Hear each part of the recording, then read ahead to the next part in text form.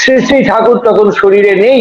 সেই সময় আমাদের যে ব্যবসা ছিল, এই এই ব্যবসার ভেতরে একটা তীব্র সংকট দেখা দেয়, তীব্র সংকট দেখা যায়। তার আগে একটু বলে নি শ্রী শ্রী ঠাকুরকে ভক্তজন সরাসরি প্রশ্ন করছেন, সরাসরি জিজ্ঞাসা করছেন, আপনি থাকেন এখানে, আমরা থাকি দূরে, আপনি থাকেন এখানে, আমরা থাকি দূরে, তা আমরা যখন বিপদে সংকটে সমস্যায় পড়ি তখন আমরা আপনাকে ডাকি, ঠাকুর রক্ষা করো আমাদের, ঠাকুর রক্ষা করো আমাদের, আপনাকে ডাকি। আপনি কি আমাদের সে ডাক শুনতে পান? শ্রী শ্রী ঠাকুর সরাসরি উত্তর দিচ্ছেন, তোমার অন্তরস্থ ইষ্ট যদি শুনতে পান তাহলে আমিও শুনতে পাই। এখন অন্তরস্থ ইষ্ট কি করে শুনবেন?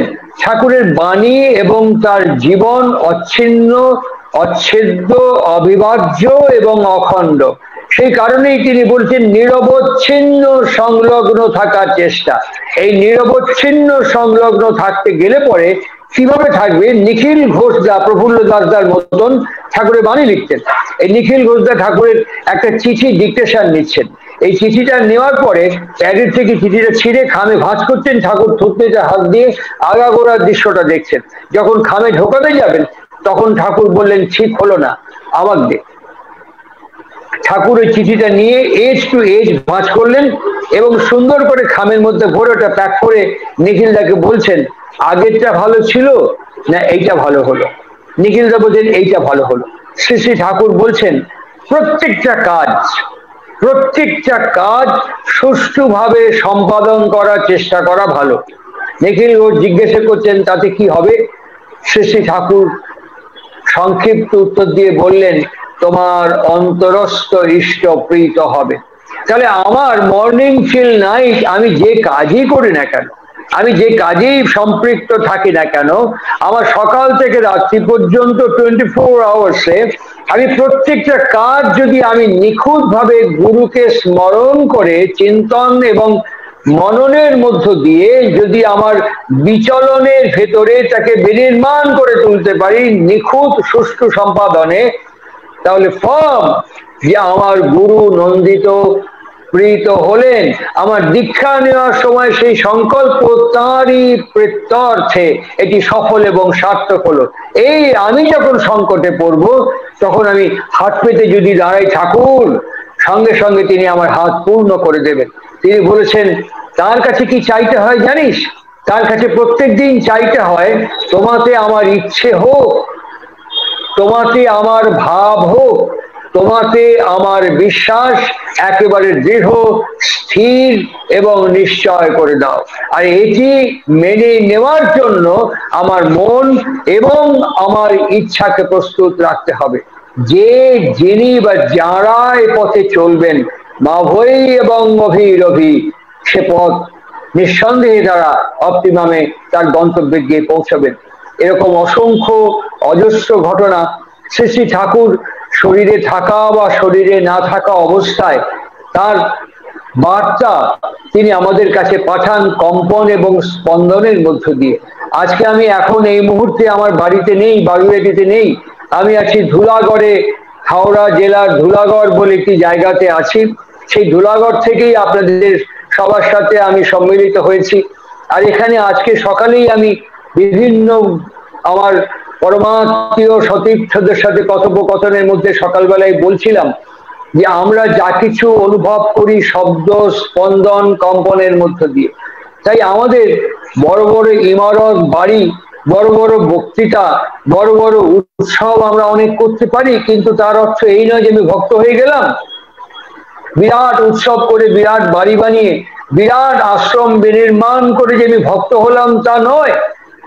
ভক্ত হতে গেলে পরে যেমন গাছ তার ফলের ভারে নুয়ে যায়, যেমন আগুন জ্বললে পরে ওই আগুনের তাপ আমার ত্বককে এসে স্পর্শ করে, ভক্ত হলে পরে তার যে জৈব বিকিরণা তার পরিবেশে বিচ্ছুরিত এবং বিকিরিত হবে।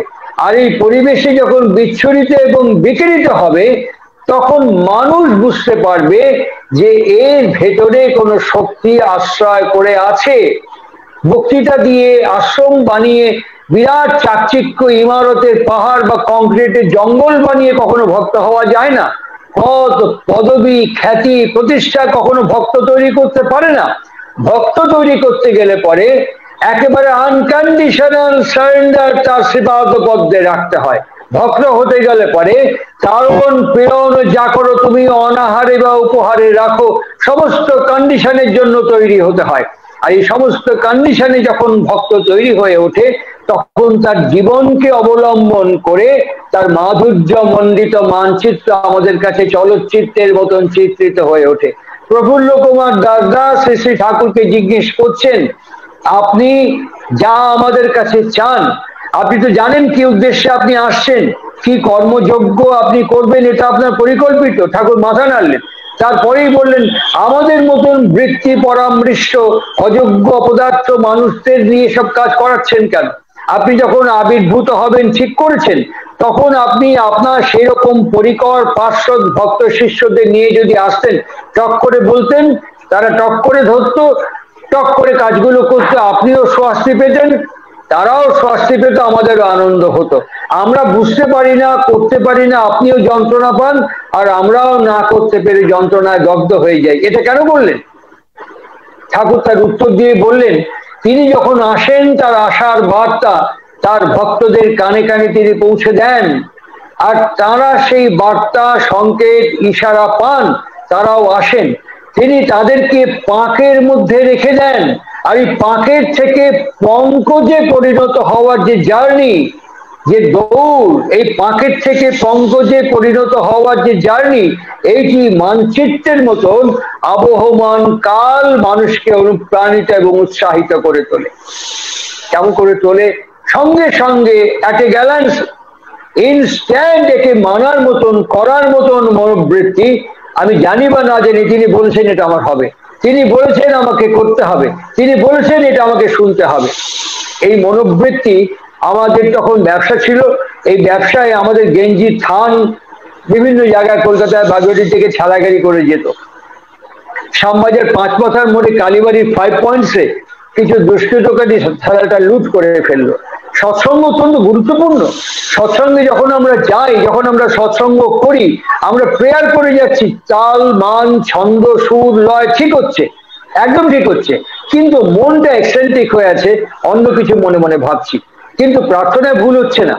বিজ্ঞান বলে it is a conditional reflex, কেননা আমার ব্রেন ফ্লপিতে প্রার্থনার সমস্তটা লোড করা হয়ে গেছে, ওই কন্ডিশনের মধ্যে আছি বলে আমি অবিকৃতভাবে ওই মন্ত্র উচ্চারণ করতে পারছি, কিন্তু আমার মন ওখানে নেই, আমার মন অন্য জায়গায় ভ্রমণ করছে।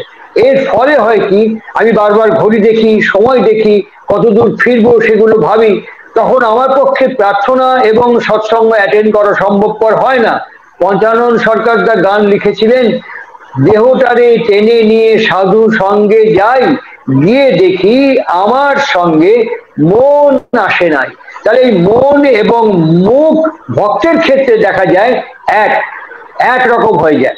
এটা যখন ঘটে যায়, তখন পুরুষোত্তমের বার্তা। ঠাকুর একদিন আমার বাবাকে বলেছিলেন, তুই লন্ডনে দাঁড়ায় যে কথা কবি, আর আমি এহেন থেকে বসে যে কথা কব, শালা টিউনিং এ ঠিক থাকলে পরে একই হবি। এই যে একই হবিনি, আমাদের ছেলা যখন লুট হয়ে গেল, আমাদের বাড়িতে টেলিফোন গেল, আমাদের ছেলাওয়ালা বললো এরকম পুরো লুট হয়ে গেছে, বাবার মাথায় আকাশ ভেঙে পড়লো। বাবা তখন এক মনে ঠাকুরকে ডেকে বলছেন, আমি কি করে সমাধান করব। কিছুক্ষণের মধ্যেই টেলিফোন আসলো। টেলিফোন আসার সঙ্গে সঙ্গে বললেন, গোবরদা আপনি দেওঘরে আসুন। বাবা দেওঘর গেলেন। শ্রী শ্রী ঠাকুর তখন বাবাকে বললেন, আইছিস, বাড়ি যা। আমাকে ডাকলেন কেন, আবার ফিরে যেতে করছেন কেন? ডাকলে নিবে কেন, ফিরে যেতে করছে নিবে কেন? ঠাকুর কোনো আনসার দিলেন না, বলে ফিরে যা। ফিরে চলে আসলেন। ফিরে আসার পরে কালীপ্রসাদ ঘোষ স্ট্রিট বাগবাজারে যে বাড়িতে জননী মনমোহিনী দেবী এসেছিলেন, যে বাড়িটার মালিক হচ্ছেন আমাদের, তাঁর চিঠি বইয়ের মধ্যে দেখবেন তার অনেক নাম আছে, হরেরাম চক্রবর্তীদা। এই হরেরাম চক্রবর্তীদার বাড়িতে তখন মঙ্গলবার এবং শনিবার সৎসঙ্গ হয়। সেই সৎসঙ্গে আমরা সৎসঙ্গ করছি, হঠাৎ বারান্দায় একটা ভদ্রলোক বসে আছেন। তিনি আমার বাবার দিকে তাকিয়ে বলছেন, গোবরদা, উনি আমাদের দীক্ষিত ছিলেন না, ওনার নাম কালীদা। বলছেন, আপনার মনটা এত খারাপ কেন গোবরদা? বলেন, আর বলবেন না, এই এই ঘটনা ঘটেছে। ভদ্রলোক বললেন ওটা আপনার? বললো হ্যাঁ। কোথায় যাবে? বললো মদন মোহন হুঁশিয়ারি মদন মোহন তলায়। হ্যাঁ, আরে ঘাবড়াবেন না, কালকে পৌঁছে যাবে। কালকে পৌঁছে যাবে মানে সকালবেলা লুট হয়ে গেছে দুদিন আগে, কালকে পৌঁছে যাবে? বললো আমার টিমই করেছে, আমার এই গঙ্গার পাড়ে গোডাউন আছে, আপনি কোনো চিন্তা করবেন না, এই মালটা কালকে পৌঁছে যাবে আপনার এই জিনিস, আর ভবিষ্যতে কখনো আপনার ছাড়া লুট হবে না। বলতে নেই তারপর থেকে যতদিন ব্যবসা বাণিজ্য চলেছিল ততদিন নিরুপদ্রবে নিশ্চিন্তে নির্ভাবনায় ব্যবসা বাণিজ্য চলেছে, কোনদিন লুট হয়নি। আর এই যে বিধি ব্যবস্থার পদ্ধতি প্রকরণ, এটা কোন অজ্ঞাতে জগতের সমস্ত ঐশ্বর্য জানা একমাত্র ভালোবাসা নির্ভর, একমাত্র ভালোবাসা কেন্দ্রিক। যদি তার প্রতি আসক্তি আমার থাকে তাহলে একটার পর একটা পাড়ি দিতে পারি। আমার কথার উপসংহার পর্বে আমি ফিরছি। আমাদের হিমায়তপুরে ইংল্যান্ডের ইপসুইচ কোম্পানির জেনারেটর আসলো প্রথম। ওখানে অটল মন্ডল ছিল। অটল মন্ডল ঠাকুরের কাছে খুব বড় মাপের মিস্ত্রি, এই সাইকেলের এমুক লাগানো তমুক লাগানো টুকটাক কাজ করে, লেখাপড়া জানেন না কিছু। আর বড় ফাইলে ব্রোশিয়ার এসছে, সেই ব্রোশিয়ার গুলো নিয়ে সৎসঙ্গের বরিষ্ঠ পরিচালক বরিষ্ঠ কর্মীবৃন্দ ঠাকুরকে বললেন জেনারেটর এসে গেছে পাট পাট করে, আর এই লিটারেচার এসছে ব্রোশিয়ার এসছে, এটাকে এবার অ্যাসেম্বল করতে হবে। ঠাকুরের সামনে অটল মন্ডল বসে আছে, ঠাকুর ফট করে অটল মন্ডলের দিকে তাকিয়ে বলছেন অটল তুই পারবো? অটল কিছুক্ষণ হাঁ করে তাকিয়ে থাকলো, আর ঠাকুরের কাছে যারা আছেন তারা অবাক হয়ে ঠাকুরকে বলেন ও তো লেখাপড়া জানে না, এ প্রত্যেকটা ব্রুশিয়ারের লিটারেচার ইংরেজিতে লেখা, ও তো লেখাপড়া জানে না। ঠাকুর ভ্রুক্ষেপ না করে বলছেন কেন তুই পারবো? এটা এটা ঠিক করে চালায় দিবে পারবো? অটল কিছুক্ষণ হাঁ করে তাকিয়ে থাকলো, তাকিয়ে থাকার পর বললেন হ্যাঁ পারবো, হ্যাঁ পারবো। ঠাকুর বলছেন যা লাগাইবে। সবার ভেতরে দোলাচল, পেন্ডুলামের মতন দোলাচল, সবার মধ্যে দোলাচল। আর এই বিচ্ছিন্ন জীবন কেমন করে অচ্ছিন্ন করতে হয়, যার প্রতি আসক্তিতে চরম বিরোধের সমাবেশ কি করে উত্তীর্ণ হয়, চরম বিরোধের সমাধান কি করে সম্ভবপর হয়, এই পুরুষোত্তম লীলায়িত জীবন্ত চলন্ত ভরন্ত জীবনকে প্রত্যক্ষ না করলে, ধ্যান না করলে আমরা তাকে অনুভব করতে পারি না। অটল মন্ডল যখন প্রথম জেনারেটর স্টার্ট করলো, ইতিহাস বলে গোটা পাবনা শহরটার মধ্যে যেমন আরডিএক্স ব্লাস্ট করলে যেমন কেঁপে ওঠে, ভূমিকম্পের মতন কেঁপে উঠেছিল, ছিন্ন বিচ্ছিন্ন হয়ে গিয়েছিল। কালি তেল মবিল মেখে অটল মাথায় হাত দিয়ে ভাবছে এত সর্বনাশ করে দিলাম এত দামি জিনিসের। হঠাৎ কাঁধের উপরে একটা হাত, তাকিয়ে দেখেন শ্রী শ্রী ঠাকুর অনুকূল চন্দ্র। তিনি হাঁটু মুড়ে অটলের পাশে বসে বলছেন কি অসাধারণ একটি শব্দ, তোর কনে ভুল হয়েছিল ধরবের পারিছিস? তোর কনে ভুল হয়েছিল ধরবের পারিছিস? তিনবার জিজ্ঞেস করার পর অটল মন্ডল ঠাকুরের দিকে তাকিয়ে বললেন হ্যাঁ ধরতে পারিছি। ঠাকুর বললেন আর একটা জেনারেটর নিয়ে আসেন। আর একটা জেনারেটর আসলো, অটল মন্ডল সেট করলো, ওই জেনারেটর একইভাবে চলতে শুরু করলো, আলোকিত করে তুললো সমস্ত আশ্রমকে। তাই তিনি বলতে পারেন একটা মানুষের জন্য একটা সাম্রাজ্যকে আমি ত্যাগ করতে পারি, আর এখন সামান্য পদ এবং পদবীর জন্য অসংখ্য মানুষকে ত্যাগ করতেও আমরা দ্বিধাগ্রস্ত হই না। এখন একটা পদ পদবী খ্যাতি প্রতিষ্ঠা এবং প্রচারের জন্য অসংখ্য মানুষকে অপদস্থ অপমানিত করে দূরে ঠেলে দিত আমরা এক মুহূর্তের জন্য দ্বিধাগ্রস্ত শঙ্কিত চিন্তিতও হই না। এই যে গাল্প অফ ডিফারেন্স কে করলো? আমি করলাম, আমি করলাম। আমার এই চলমানতার মধ্য দিয়ে, আমার জীবনের মধ্য দিয়ে আমার গুরু বিকিরিত এবং বিচ্ছুরিত হতে পারলো না। ঠাকুর শাশ্বতী বাণী গ্রন্থের মধ্যে বলছেন লবণের পুতুল যতটুকু সমুদ্রকে আত্মবিসর্জন করলো ততটুকুই সমুদ্র প্রাপ্ত হলো। সুতরাং আমি আমার জীবনে আমার গুরুর নির্দেশ যতটুকু বাস্তবায়িত করেছি তাঁরই প্রেত্যর্থে আমার করা এবং আমার পাওয়া এবং আমার হওয়াও ঠিক ততটুকুই হয়েছে। তদনুযায়ী আমার পরিবেশও ততটুকু রঞ্জিত বা অনুপ্রাণিত এবং উৎসাহিত হয়েছে। এই সময় আমাদের শিখিয়ে দেয়, সময় আমাদের পাঠ দেয়, গুরু কৃপা হি কেবলম, কৃপা মানে করে পাওয়া, তার পথে তার নির্দেশিত পথে আশ্রম বানানো খুব জরুরি নয়। আসামন্তা যেখানে সমস্ত আব্রহ্ম স্তম্ভ পর্যন্ত কর্মের মধ্য দিয়ে আমি তা সম্পাদিত করতে পারি সুষ্ঠুভাবে, তারই নাম আশ্রম, তারই নাম আশ্রম। চর্যা সুক্ত বইয়ের মধ্যে যারা আশ্রমের কাজ করবেন একটা পরিষ্কার বাণী আছে, আশ্রম কর্মীর শপথ স্বীকার পত্র। ওই বাণীটাকে ফুলফিল করা হচ্ছে আশ্রম কর্মীর কাজ। যারা পদ পদবি হোল্ড করছেন ওদেরকে ইংরেজিতে বলা হয় দোজ আর অল অফিস বেয়ারার।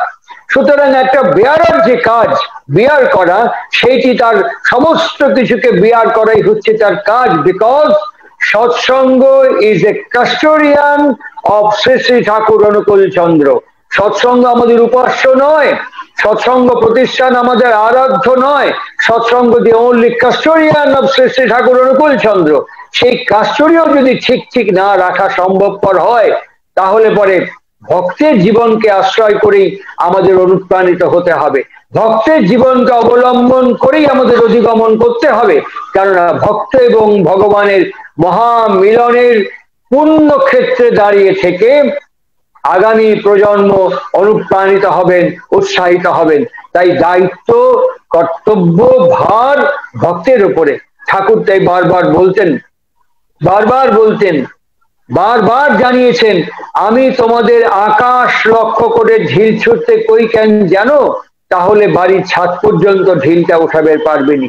সুতরাং আমাদের সব সময় ভাবতে হবে, যারা তার সৎ মন্ত্রে দীক্ষা গ্রহণ করেছি, যারা তাকে গুরুপদে আশ্রয় বরণ করার চেষ্টা করেছি, কোনো ক্ষমাহীন আপোষহীন ভাবে দোষ দর্শন না করে, নিন্দা কুৎসা চর্চা না করে, হীনমন্যতা শিকার না হয়ে যদি আমাকে কেউ অসম্মান অপমান অপদস্থ করেও থাকে, মুহূর্তের মধ্যে ওকে কনভার্ট করতে হবে শ্রী শ্রী ঠাকুরের দৃষ্টিকোণে।